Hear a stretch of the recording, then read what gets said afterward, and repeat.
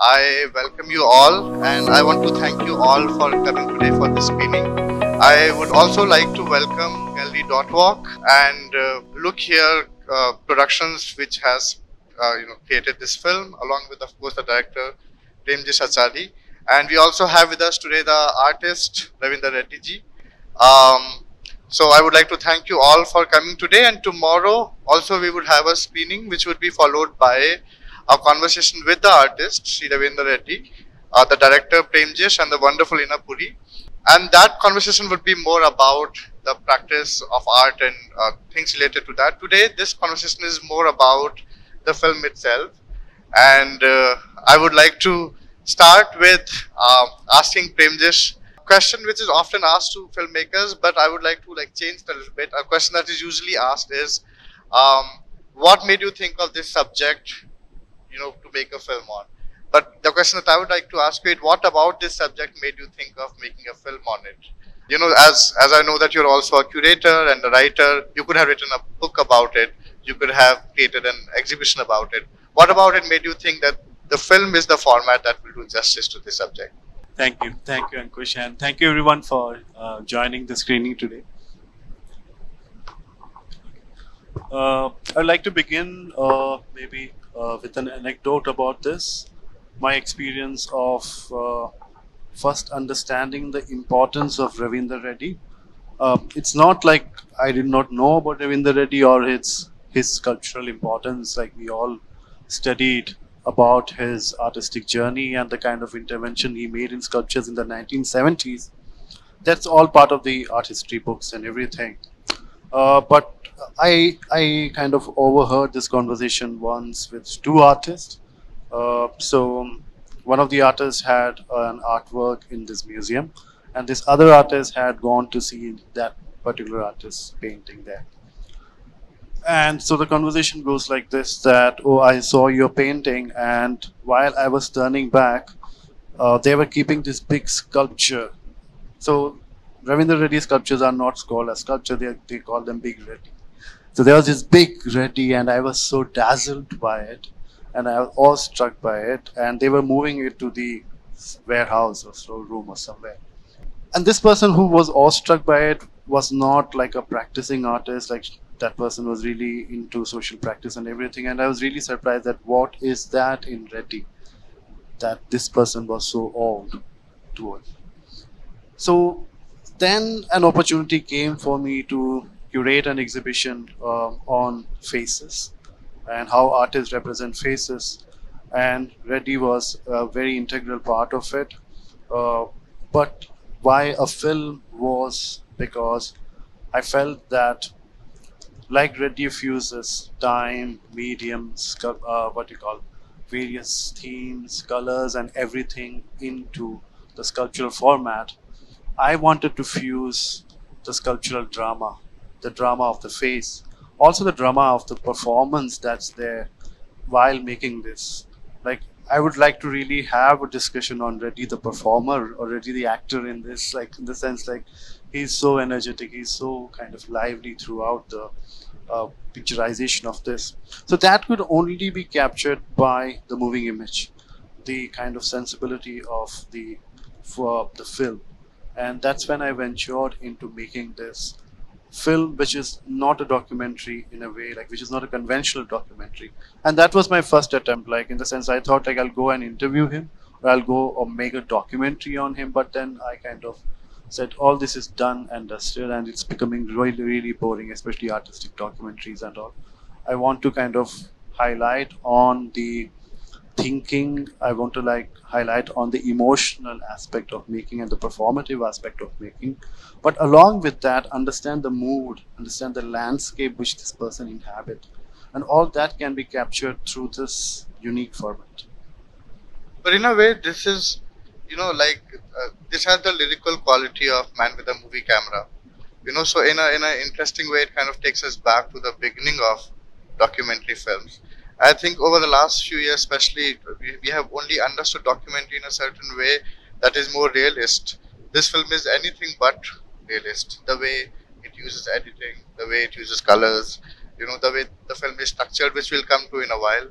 So I basically wanted to check with you about the process of making a film like this, a film without a script, almost. And I also wanted to point out, because I also know your process in a certain way, about the importance of collaborations in your work. And I have, if one follows your work, that's kind of a consistent motif in whatever you've done, where you have brought in people from very different backgrounds and put them together and curated, the whole thing. So what was that process like? The whole process of collaboration.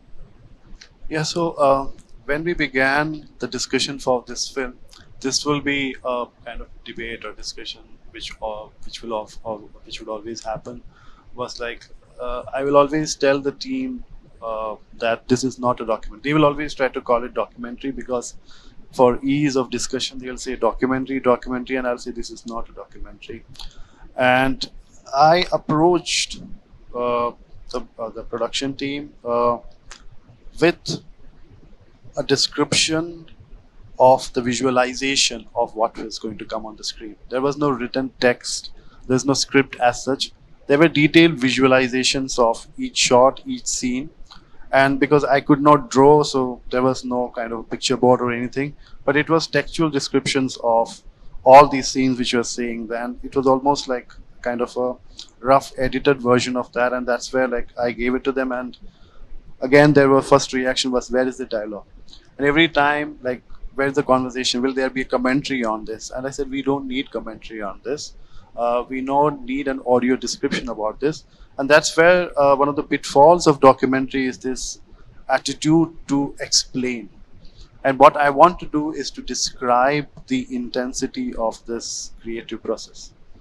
And so we had gone through a lot of discussion, which you were also part of, from every stage, from the initial conceptualization to how to shoot and how to shoot people also. That was also a very important thing because we did not want to be voyeuristic. So all the people we had shot in this particular film were approached and asked for their permission, and then we had done the shooting. And I think that's where like this beautiful portrait of these figures emerged, because they were also aware of what we were doing. So there were intense debates, discussions, and all. And I'm thankful to Deepak, Suraj, and Jishnu, Mahesh, and all the people who have worked as a team, who basically understood the vision of this film. And then eventually they realized that this film is not a typical documentary or an interview. And as a film also, it has a particular rhythm. It has a particular time kind of inbuilt into it. And it's a meditative quality that is inbuilt into it. And so they have to also fuse that into the editing of the film. So it's a film that has gone through a lot of discussions, a lot of discussions.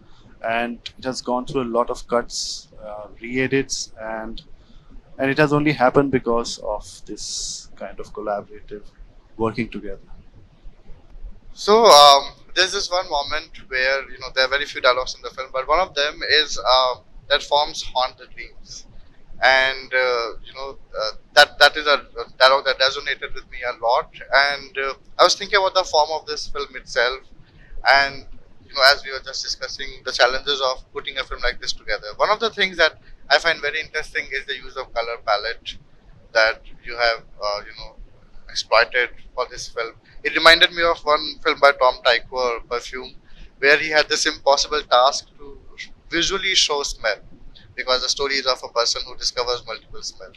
And how does one do that? So what he did was that the color palette in the film expands as his sense of smell expands. In this film, similarly, as you see the sculpture being created, as the sculpture acquires more colors, the color palette of the film also expands. It starts with more monotonous kind of color palette, and then it slowly acquires more colors, and by the end of it, it's a splash of colors. So how did you make all of these choices, and also like this really beautiful black and white moment right before the color splash happens, because that is sort of the silence before the storm. How did you conceptualize these ideas? Yeah, thank you. So the film actually has a three-part structure. And initially, again, I had conceptualized it as a 15-minute film with 5 minutes each for these sections. It kind of follows a symmetrical structure in its time frame, and even in its composition, there is this frontality I have maintained mostly throughout the framing of Reddy and the sculptures, which is also taken from his own the frontal sculptures that's there. So there are these three phases, and the three phases are akin to the first part, which is very close to the artistic reflection and thinking, and the second one is mainly about the creation and the intensity of the creation, and the third one is where all this world collapses. It's the absurd, dreamy world where everything is fusing, everything is falling apart, everything is fusing together. It's really the chaotic, disorderly world that is there in the third part.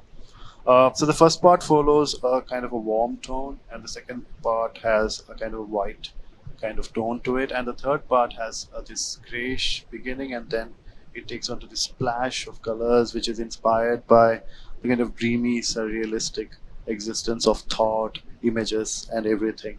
So that's why this splash, colorful kind of palettes appear, and this explosion of images, explosion of all these memories, thoughts, and everything that's there, it kind of starts appearing as this series of images bombarded onto the screen. Considering that there were so many shots of people, were you ever afraid that your gaze can become intrusive?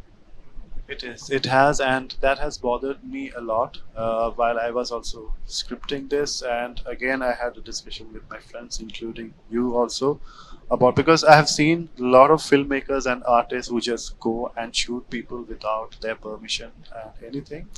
Uh, and this is a contentious issue. Like I don't know, I find it difficult. I'm not calling it right or wrong, but I find it really difficult to do that. So one thing which we did was to ask permission to all the people wherever we went and shot. And in fact, all the market scenes also were quite beautiful and supportive by the people. So there were these two women who were selling flowers and who asked us who this old man, handsome man is who was shooting. And we said that he is a Telugu actor and he's going to act as this Ramcharan's father in the movie. So they said, ask him, we are interested. Him, tell him that we are interested in. He can flirt with us also. So there was that kind of chemistry and rapport with all the people we were shooting, and that allowed us to kind of capture those intimate details of their faces, their expressions, and make them also part of the movie. So yes, so I think even many people have asked me. We've also seen this in the post-production stage. That did you ask permission? I think that is uh, a typical question that arises even in art departments and all about this voyeuristic attitude towards shooting people, and also like the question of ethics and ethics about shooting people without their permission and all. So, but yeah, this is the process we have followed. In a certain way, isn't just like the act of seeing itself is voyeuristic? It is. Anyway, It is. so this is a conversation that we've had before, but I think it would be nice to open it up also. A lot of people know you first as a curator and then as a filmmaker. I know you first as a filmmaker and then curator. And you remember there's this filmmaker called Julie Taymor, who's also a theater director who directed The Lion King, Broadway musical, and Spider-Man and so on. But she also made Frida, which is one of the best biographical films made on an artist, stylistically. She's able to understand Frida's style way better and, translate it into cinema way more conveniently. The fact that you are interested in so many different forms of artwork, did that benefit you in making this film? I think all of this has benefited me. I think I won't say that in a way that I won't say that my training in art literature have benefited my cinematic life and cinematic sensibility. I'll say all of them are interconnected. My cinematic sensibility also has benefited my curatorial journey, and similarly my writerly journey, my especially when I write fiction and all, it has benefited me in that way. So for me, all of these are interconnected in way. But ultimately, what I am trying to foreground, whether it is art, whether it is literature, whether it is cinema, is the cinematic sensibility that is in me that allows me also to express myself through this. So this is not only a film about Ravindra Reddy and his sculptures. And again, one of the earlier discussions we had when we were kind of approached initially for the discussion of this film, and the suggestions we got were like, let's showcase women also with flowers and everything, and we just end there. And it would have just ended up making obvious connections, and I did not want to make obvious connections. So I want to extend the possibility of the sculpture, of his artistic journey, of the thinking process and everything, and use the cinematic sensibility to fuse it together, to also foreground how I see this and what my experience and expressions and feeling about all this is. And that is where the cinematic sensibility has helped me to visualize this. Yeah, in that way, it like it's not really a documentation, It is not. It is not a documentation. That's but it's kind of a way more expansive artwork in itself. yeah, because the conventional art historical reading of Reddy also kind of talks about Reddy sculptures are about women, Reddy sculptures are about women. For me, they are about faces, and they are about all kind of faces, and they are not only about certain kind of women, but they extend its possibility to reach out to also a universal kind of space where many people, so many people could relate to these faces. And that's what I'm trying to do this. That's why in the penultimate montage, there's this really terrific moment when it's being intercut like with flowers of women and the sculpture and all that, and then there's a shot of Ravindra Reddy's eye, and it's intercut with the eye of a sculpture, and it's not an eye of a woman. It's not, it's not done that kind of obvious. Yeah, that's correct. I understand. Also, the role of music in a film like this. It's a very meditative film. This is something that also we've talked about a lot about. This film has been through, especially on the edit stage, multiple drafts, which is very interesting. Usually that happens on the scripting level, but this has gone on edit on multiple drafts, and one of the major reasons was to be able to retain the meditative quality of the film, and I think music has played a vibrant role in that. And I was reminded of again Philip Glass, and a lot of people don't know probably this, but Philip Glass used to be a taxi driver in New York, and he used to roam around all the streets of New York constantly. One of the reasons why he uses musical loops as a motif is because it reminds him of those all-night taxi rides, that he used to give. So, but that kind of going back to something constantly, that kind of circular structure of things is also a meditative aspect. I mean, this film also has a circular structure. It starts and ends on the same shot, and has a full circle of sorts. So, what was the role of music?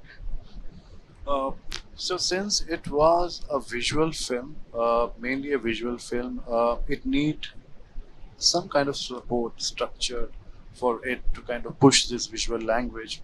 And we did not want, whatever little dialogues are there are also reflective languages that are used in this. Uh, but we wanted a kind of meditative music that would anchor these visuals. And it should have this very slow, rhythmic, meditative quality to it. And Philip Glass, of course, was an inspiration. And again, thanks to you also for suggesting. So we were looking for music that were similar to Philip Glass, and also many other rhythmic chants and all that could invoke a meditative quality, but that could also create a very unique rhythm that will not be missed in the first two structures. And the music also helped us to edit that way. So it's not that the editing followed, but the music helped us to like do these what you call these cuts, and also it allowed us to also integrate the tracks. So this this film has used a lot of track shots. So it was also done in order to kind of create a rhythmic time, a meditative time to it. So these music really help us to anchor those time and also align ourselves with the kind of rhythmic quality, the meditative quality of thinking to it. So music and also the ambient sound. So there's also a perfect fusion of, I think, music and ambient sound that has played along with it, and it also somewhere fuses together in a balanced way for me. And also the film has one of the most creative uses of dissolve, or what we call crossfade. Holger Hartung is this German writer who has fantastic work on the idea of how when posters are pasted over posters, and the layers of posters that are posted, and then if you clear one of them, how it's kind of a conversation between different things. It's kind of an intervention, temporal intervention, political intervention. In this film also crossfades work like that. Multiple things come together. Was that like a thing that you started off with? It was, and it also came up in discussion several times where I had to tell the editor that I need this dissolve, and I think it was really challenging for him also to come up with this dissolve because it's layered, layered, layered, layered. And I told him that you have to imagine how an artist thinks. An artist just not see one image, and artists just not form coherent associations with images. So you need to show these layers of images, and that can only be done through dissolves. So we need dissolves, and we need dissolves at these regular intervals that will allow us to kind of enter into these complex mind of the artist. Probably that's why central framing is so important in this film. Yeah, Because it helps in. the dissolve also Yeah, affect. yeah. So yeah, okay. I sense the time is running. We should. I'm just going to ask you one more question, and then we'll open it up. So now that we've seen a documentary film, you can we expect a fiction film soon? Yes, it's going to be a murder mystery. Okay, now I would like to open it up for the audience to ask any questions for the director. How did you came up with the sound design of the short film, like the ambient sounds and all? Just wanted to So, know that. are you talking in terms of production or the conceptualization of the design? Conceptualization. So, as we were discussing just right now, the film has a particular meditative quality to it, and we needed the right kind of music, and also that fuses with the ambient sound to allow the audience to understand the atmosphere, the mood, and also navigate with the images, scene by shot by shot, to understand the process of thinking. So if you look at the second structure, which is a little more fast, if you look at the first part of the film, which is much slower. So that's the pace of meditation, that's the pace of reflection. It's much easier, much slower, and all. So, and then the music picks up in the second part, and then it goes to another level at the third part. So that was the idea was to complement using the ideal music for each scenario. So we had discussion about these from the beginning, what kind of music we want, but we selected the music. We recorded the ambient sound, but we selected the music once we shot. And then I had the discussion with the team that this kind of we gave them templates of music. So we gave them various compositions by Philip Glass and others, and also Buddhist chants and all. So we gave them, we told them that we need something like this. So work on this, and then we came up with this, and then we also fused it with ambient sound also. One side, this music is historically very charged, that is Tibetan Buddhist chant, these kind of things. So that is one difficult area when you use something historically very charged. At the same time, you have a double problem. You are using that in the landscape of oceanic view. But those music, if you don't think about Buddhist chant, is coming from the mountain kind of background. So my point, well, it's not criticism, nothing. I'm just making a statement that what I like about this film, that's the philosophical area.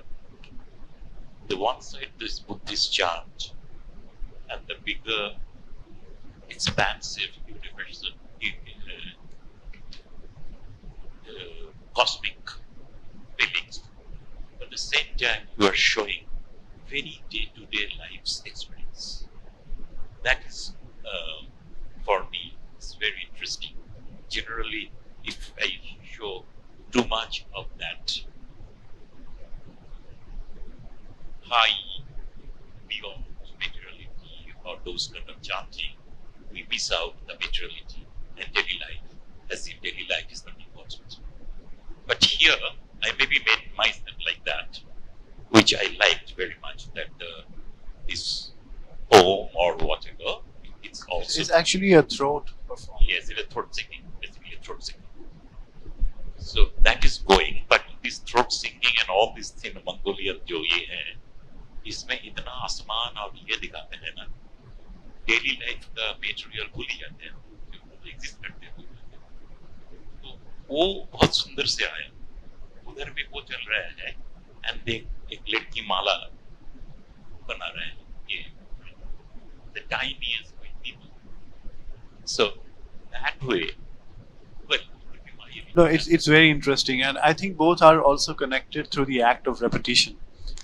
The ritual of everydayness in repetition, which we are doing, going on, the life that repeats on, whereas the performance also that repeats on, the chants that repeats on, the notes that repeats on in music and life, and the waves of the ocean.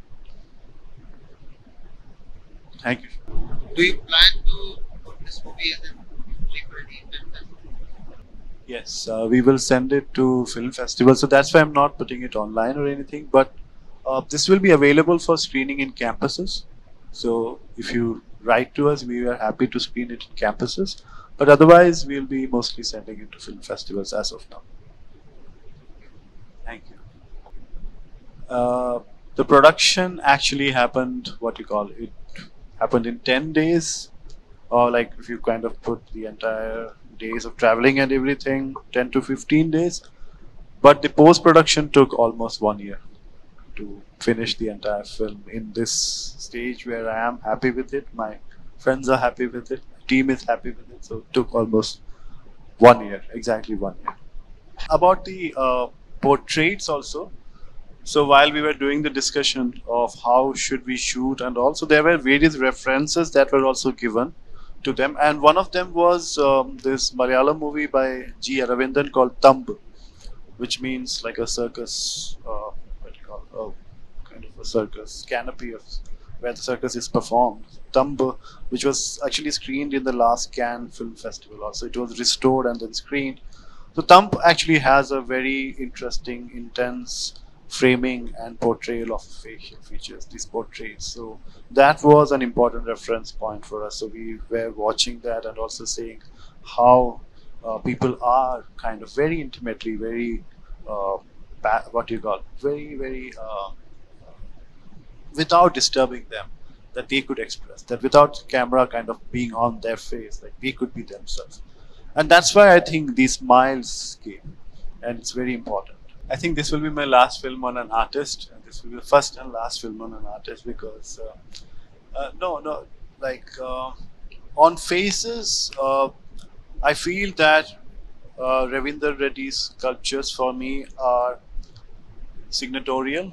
They represent the drama, and they also stand apart from the much celebrated modernist, the kind of saturated bronze figures we have seen. Reddy has made a significant intervention in the 1970s by challenging that, by bringing these dramatic figures which were not part of the art practice of that time. So it was important for me to use these images, use these sculptures to talk about faces, but the other faces are the extended possibilities of reading what Reddy sculptures can stand for. They are not only about female figures, or they are not about female faces. For me, they are much beyond than that. They are about all of us. And that's the beauty of the sculpture. So for me, that's why I selected Ravinder Reddy's sculptures and Ravinder Reddy. So that's why it would have been easy for me to do an interview or just document his process and then talk about it. But this was also my own self-expression and my own thinking about what I feel about faces. Okay, thank you everyone again for coming today.